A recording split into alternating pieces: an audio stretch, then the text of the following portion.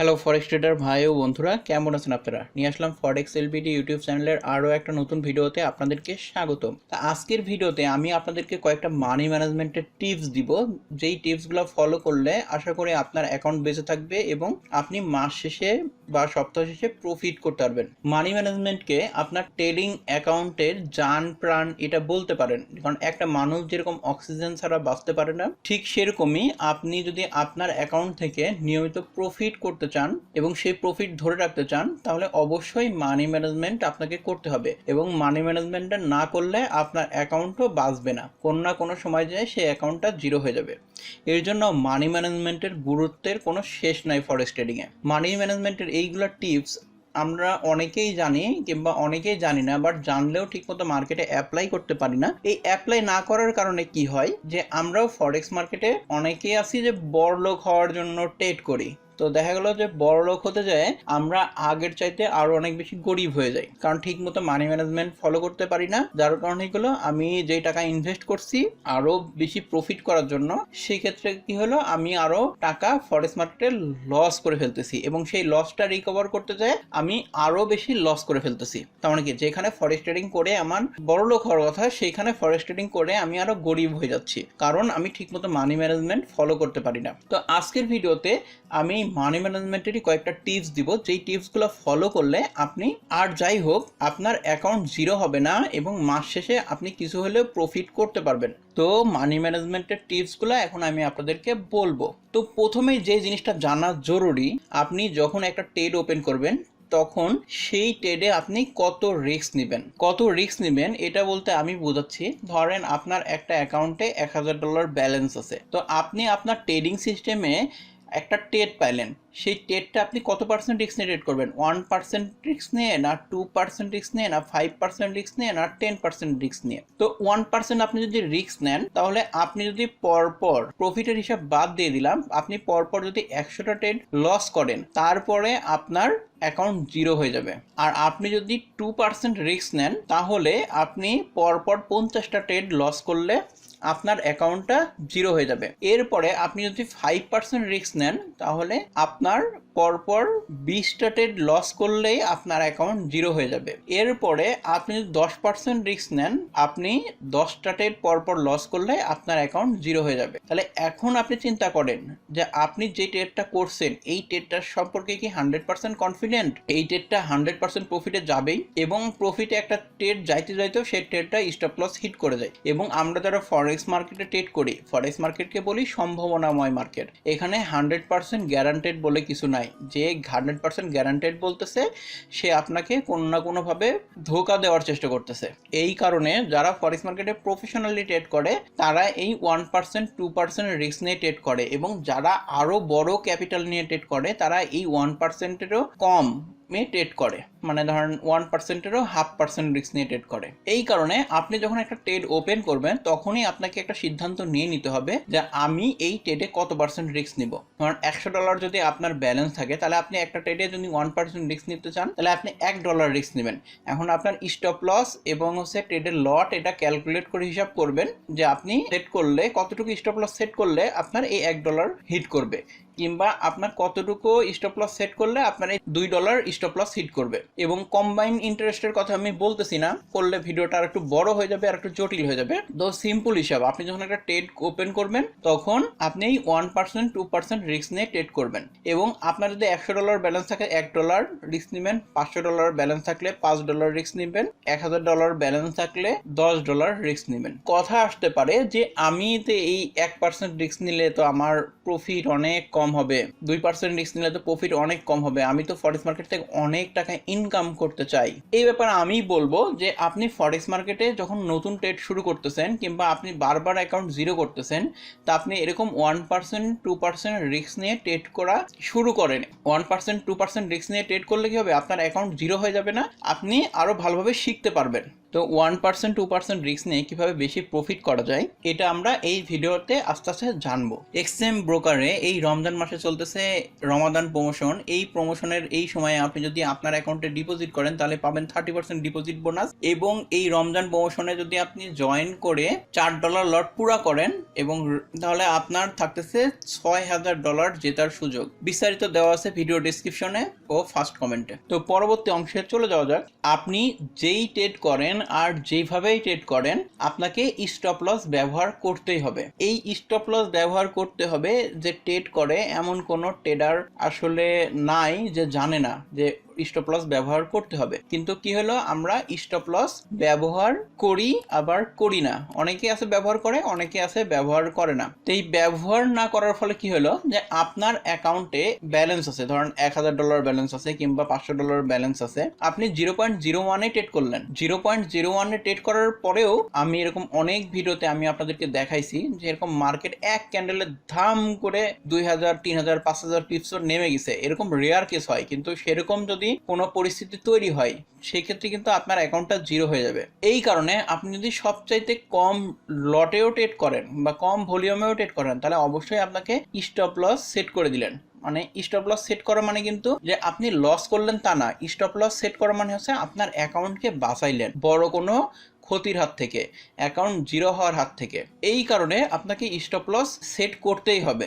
এবং যারা stop loss set করে না এবং বড় লটে ট্রেড করে তারা দেখবেন যে হয়তো সাময়িক সময়ের জন্য একটা বড় কোনো প্রফিট করতেছে কিংবা মাঝারি সাইজের একটা প্রফিট করতেছে, কিন্তু এই অ্যাকাউন্টগুলো কিন্তু আর বাঁচে না। একটা নির্দিষ্ট টাইম পরে কিন্তু এই অ্যাকাউন্টগুলো জিরো হয়ে যায়। ধরেন আপনি $50কে $500 করলেন কিংবা $500কে $5000 করলেন, কিন্তু কোনো ডলার তুললেন না, আপনি প্রফিট করতেছেন, আপনি সেই ব্যালেন্সগুলো ধরে রাখলেন। ধরে রাখার পরে দেখা গেল যে একটা ট্রেড এরকম কনফিডেন্সের সাথে আপনি করলেন, সেই ট্রেডটা ঘুরে গেল, অ্যাকাউন্ট জিরো, মার্জিন কল খায়। তাহলে আপনি এই যে $500 থেকে $5000 করলেন কিংবা $100 থেকে $500 করলেন, এটা করে লাভ হলো কি? আপনি তো একটা টাকাও ব্যবহার করতে পারলেন না। এই কারণে আপনি যখন একটা ট্রেড করবেন তখন সেই ট্রেডে আপনি কত পার্সেন্ট রিস্ক নেবেন এটা নির্ধারণ করে দিবেন। নির্ধারণ করে দেওয়ার পরে সেখানে সেই পজিশন অনুযায়ী স্টপ লস ব্যবহার করবেন। এটা ব্যবহার করে দিলে আপনার অ্যাকাউন্ট আর ধাম করে জিরো হবে না।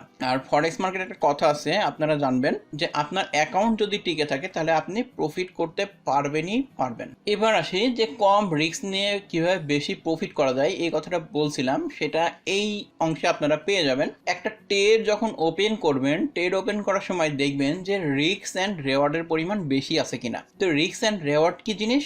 আপনি ধরেন এইখানে আপনি একটা ট্রেডে $10 রিস্ক নিলেন, তাহলে আপনার তার এগেনস্টে এইখানে মিনিমাম $30 $40 $50 প্রফিট আসা লাগবে। এই জিনিসটা হলো রিস্ক অ্যান্ড রেওয়ার্ড। এই জিনিসটা আপনারা বুঝবেন কি করে? ধরেন আপনি এখানে একটা এন্ট্রি পাইলেন, এন্ট্রি পাওয়ার পরে সামনে দেখবেন যে খুব কাছাকাছি কোনো সাপোর্ট রেজিস্ট্যান্স জোন আছে কিনা। যদি খুব কাছাকাছি এন্ট্রি পয়েন্টের কাছাকাছি সাপোর্ট রেজিস্ট্যান্স জোন থাকে তাহলে কি হলো, সেই সাপোর্ট রেজিস্ট্যান্স জোনে যায় মার্কেট আবার ব্যাকে চলে আসতে পারে না? অবশ্যই পারে। যখন আপনি এন্ট্রি একটা খুঁজবেন যে আপনি এখানে $10 রিস্ক নিছেন, তার এগেনস্টে দেখবেন যে মিনিমাম 1:3। আপনি এখানে যখন একটা ট্রেড ওপেন করবেন তখন কি করবেন, দেখলেন যে এইখানে একটা ট্রেড আছে কিন্তু আমার স্টপ লস হচ্ছে 100 পিপস, আবার 100 পিপস সামনেই একটা সাপোর্ট বা রেজিস্ট্যান্স লেভেল আছে। তাহলে কি হলো যে এই 100 পিপস মুভ করে সাপোর্ট রেজিস্ট্যান্সে মার্কেট বাড়ি খেয়ে আবার ব্যাকে চলে যেতে পারে। তাহলে এখানে আমার প্রফিটের সম্ভাবনা কত? 1:1। 100 পিপসে 100 পিপস প্রফিট, বা লস হলে 100 পিপস লস। তো এরকম কন্ডিশনে আপনারা কি করবেন, এইসব ট্রেড ওপেন করবেন না।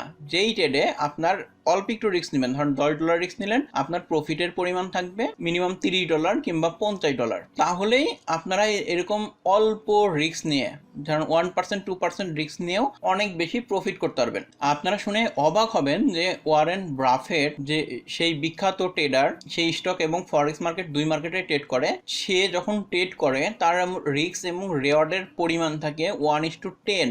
মানে $100 রিস্ক নিলে সেই ট্রেড থেকে $1000 প্রফিট করে। তাহলে আমরা কে যে এত কম বেশি রিস্ক নিয়ে কম প্রফিটের আশা করি? আমাদেরকে অবশ্যই কম রিস্ক নিয়ে বেশি বেশি প্রফিটের আশা করতে হবে, তাহলেই আমরা ফরেক্স মার্কেটে টিকে থাকবো। কারণ আমরা হচ্ছে যে চার্টে ট্রেড করি, এই চার্টের হচ্ছে তিনটা ধরনের অ্যানালাইসিস। একটা হচ্ছে টেকনিক্যাল অ্যানালাইসিস, একটা হচ্ছে ফান্ডামেন্টাল অ্যানালাইসিস, আর একটা হচ্ছে সেন্টিমেন্টাল অ্যানালাইসিস। তো আমরা টেকনিক্যাল অ্যানালাইসিস টুকটাক পারি, ফান্ডামেন্টাল অ্যানালাইসিসও টুকটাক করি, কিন্তু সেন্টিমেন্ট অনেকেই আমরা বুঝতে পারি না, কিংবা শুধুমাত্র আমরা টেকনিক্যাল অ্যানালাইসিসের উপরেও ট্রেড করে থাকি। তো টেকনিক্যাল অ্যানালাইসিস যখন আমরা ট্রেড করি তখন দেখবেন যে সেই ট্রেডিং সিস্টেমের উইনিং রেশিও 70 থেকে 80% কিংবা সর্বোচ্চ গেলে 90%। 100% কিন্তু কোনো ট্রেডিং সিস্টেম প্রফিটেবল না। তারপরে কি হলো, আমরা তো মানুষ মাত্রই ভুল। তাই আমরা যখন একটা ট্রেড ওপেন করতে যাই তখন সেই ট্রেডিং সিস্টেমে ট্রেড না আসলেও আমরা ট্রেড করে ফেলি ভুলে, কিংবা অধিক লাভের আশায় কিংবা লোভে বলেন যাই বলেন আমরা ট্রেড করে ফেলি। সেই ট্রেডটা করার ফলে কি হলো, আমার স্টপ লস হিট করলো। একে তো ট্রেডিং সিস্টেমের ড্রডাউন আছে 10%, তারপরে আমার নিজের ভুলের কারণে আরো 10% বেশি, তাহলে আমার ট্রেডের উইনিং রেশিও চলে আসলো কত, 80% 70%-এ। এই জিনিসটাকে আমাদেরকে বাঁচাই দিতে পারে রিস্ক অ্যান্ড রেওয়ার্ড রেশিও, এবং এই জিনিসটা আমার ট্রেডিং লাইফে অনেক বেশি কাজে লাগছে। যখন শুনলাম যে ওয়ারেন বাফেট 1:10 নিয়ে সে প্রফিট করে, তাহলে আমি চিন্তা করলাম আমি কেন করব না। এরপর থেকে আসলে আমার প্রফিট অ্যাকাউন্টে থাকতে শুরু করে এবং কন্টিনিউ প্রফিট করতে শুরু করি। কারণ 10টার মধ্যে যদি আমি 3-4টা ট্রেডেও প্রফিট করতে পারি তাও আমার প্রফিট থাকে। এবার আপনারা বুঝলেন যে কিভাবে কম রিস্ক নিয়ে বেশি বেশি প্রফিট করা যায়। এরপরে 4 নম্বর যে টিপস সেটা হলো সঠিক লিভারেজ ব্যবহার করুন। তো অনেকে আমরা ফরেক্স মার্কেটের শুরুর দিকে কনফিউজ হয়ে যায় যে কত লিভারেজ ব্যবহার করব। কারণ একজন যে অনেক দিন ধরে ট্রেড করতেছে সে জানে যে কখন একটু বেশি লিভারেজ ব্যবহার করতে হবে, কখন কম লিভারেজ ব্যবহার করতে হবে, কোন অ্যাকাউন্টের জন্য কত লিভারেজ ব্যবহার করতে হবে, এগুলো সবকিছু জানে। কিন্তু একজন নতুন ট্রেডার এটা কিন্তু জানে না। তো লিভারেজ আপনি যত বেশি নেবেন আপনি তত বড় লটে ট্রেড করতে পারবেন। এখনকার ব্রোকারগুলা 1:500, 1:800, 1:2000 এরকম করে লিভারেজ দেয়। আপনি কি জানেন, আপনি যদি 1:2000 লিভারেজ নেন এবং এই সম্পূর্ণ লিভারেজ দিয়ে যদি একটা ট্রেড ওপেন করেন, এই ট্রেডটা জাস্ট 4-5 পিপস মুভ করলে আপনার অ্যাকাউন্ট জিরো হয়ে যাবে। এর জন্য ব্রোকার লিভারেজ দিচ্ছেই জন্য আপনাকে ব্যবহার করতে হবে এর কোনো মানে নাই। তো আপনি একজন নতুন ট্রেডার হলে লিভারেজের ব্যাপারে যত কম লিভারেজ ব্যবহার করবেন তত আপনার জন্য ভালো। কারণ আপনি লোভ করে যদি একটা বড় লটের ট্রেড ওপেন করতে চান, লিভারেজ কিন্তু আপনাকে সেই ট্রেডটা ওপেন করতে দিবে না, বলবে নট এনাফ মানি। তো আমাদের অ্যাকাউন্ট জিরো করার পিছে আসলে লিভারেজের অনেক বড় অবদান আছে। কারণ আমরা বড় বড় লিভারেজ নিয়ে নেই, তারপর নিজেকে কন্ট্রোল না করতে পেরে বড় বড় অ্যামাউন্টে ট্রেড করে অ্যাকাউন্ট জিরো করে ফেলি। এই কারণে আপনি 1:30, 1:50 কি সর্বোচ্চ 1:100 লিভারেজ নিয়ে ট্রেড করতে পারেন। তবে আপনি 1:100 এর উপরে যাবেন না। আর যদি একজন নতুন ট্রেডার হন 1:5 এর নিচে থাকাই ভালো হবে। আর যখন এক্সপার্ট হয়ে যাবেন তখন আপনি মেন অ্যাকাউন্টে 1:100 রাখলেন, আর সাইড অ্যাকাউন্টে আমি তো দেখাইছিলাম যে অনেক সময় মার্কেটে বড় বড় প্রফিট করার সুযোগ থাকে, তখন আপনারা আলাদা সাইড অ্যাকাউন্টে ওখানে লিভারেজ বাড়াই নিয়ে যে আপনি এই ট্রেডে কত রিস্ক নেবেন তার এগেনস্টে কত প্রফিট করতে পারছেন ওইভাবে সেট করে বড় প্রফিট করতে পারবেন। তবে একজন নতুন ট্রেডার হয়ে থাকলে 1:50 নিচে কিংবা 50 লিভারেজ নেওয়াই সবচাইতে বেস্ট হবে। তো আজকের ভিডিও ছিল এই পর্যন্তই। এখন যদি আমরা এই পুরো ভিডিওটাকে সামার আপ করি তাহলে এই 4টা জিনিস আপনাকে মানতেই হবে ফরেক্স ট্রেডিং এর জন্য কিংবা স্টক ট্রেডিং যেই ট্রেডিং এ আপনি করেন না কেন, যে আপনি যখন একটা ট্রেড ওপেন করবেন তখন অবশ্যই মাথার মধ্যে নিয়ে নেবেন যে আপনি কত পার্সেন্ট রিস্ক নেবেন। তবে সেই রিস্কটা 1% থেকে 2% এর মধ্যে হলে সবচাইতে বেস্ট হয়। এতে আপনার অ্যাকাউন্ট নিরাপদ থাকবে এবং আপনি আস্তে আস্তে প্রফিট করতে পারবেন। 2 নম্বর হলো আপনাকে স্টপ লস ব্যবহার করতে হবে। যে আমি শুনে আসলাম যে স্টপ লস ব্যবহার করতে হয়, কিন্তু আমি মার্কেটে এটা অ্যাপ্লাই করতেছি না। এটা কিন্তু আপনার অ্যাকাউন্টের জন্য খারাপ। কারণ আমরা ফরেক্স আসছি টাকা ইনকাম করতে, টাকা লস করতে না। কিন্তু আপনারা যদি এগুলো না মানেন তাহলে এটার উল্টাতে হবে, আপনি ফরেক্স আসছেন টাকা লস করতে, টাকা ইনকাম করতে না। 3 নম্বর হলো যেই ট্রেডিং সিস্টেমে বা যেই মেথডে আপনি ট্রেড করেন সেখানে আপনাকে খেয়াল রাখতে হবে যে ট্রেডটা আমি করতেছি তার যেন 1:3 প্রফিট থাকে। তার যত বেশি প্রফিট হবে তত ভালো। আর ফরেক্স এলবিডি চ্যানেলে আপনি যদি ফলো করেন তাহলে দেখবেন যে আমি স্টপ লস ব্যবহার করি কিন্তু টেক প্রফিট ব্যবহার করি না। টেক প্রফিট ছেড়ে দিয়ে ট্রেড করি, কারণ মার্কেট কতদূর মুভ করবে এটা কিন্তু কেউ বলতে পারে না। সাপোর্ট রেজিস্ট্যান্স লেভেল দেখে সবাই আইডিয়া করতে পারে, কিন্তু কত দূর অ্যাকুরেট যাবে এটা কিন্তু সঠিকভাবে কেউ বলতে পারে না, এটা মানুষ আইডিয়া করতে পারে। এরপরে লিভারেজ ব্যবহার করতে হবে, সঠিক লিভারেজ। তো একজন নতুন ট্রেডার হলে সর্বোচ্চ লিভারেজ 1:50, এর বেশি হলে আপনি 1:100 নিতে পারেন। আর যখন এক্সপার্ট হয়ে যাবেন তখন লিভারেজ কখন কোনটা ব্যবহার করতে হবে এটা আপনারা বুঝে যাবেন। তো আজকের ভিডিও ছিল এই পর্যন্তই। ভিডিও ভালো লাগলে অবশ্যই আপনার ফরেক্স রিলেটেড বন্ধুদের সাথে শেয়ার করবেন যারা স্টপ লস ব্যবহার করে না, মানি ম্যানেজমেন্ট করতেই পারে না তাদের সঙ্গে। আর ফরেক্স এলবিডি চ্যানেলে নতুন হলে ফরেক্স এলবিডির অন্যান্য ভিডিওগুলো দেখুন, আশা করি আপনি ফরেক্স এর অনেক কিছু শিখতে পারবেন। তো সম্পূর্ণ ভিডিওটা দেখার জন্য আবারও ধন্যবাদ।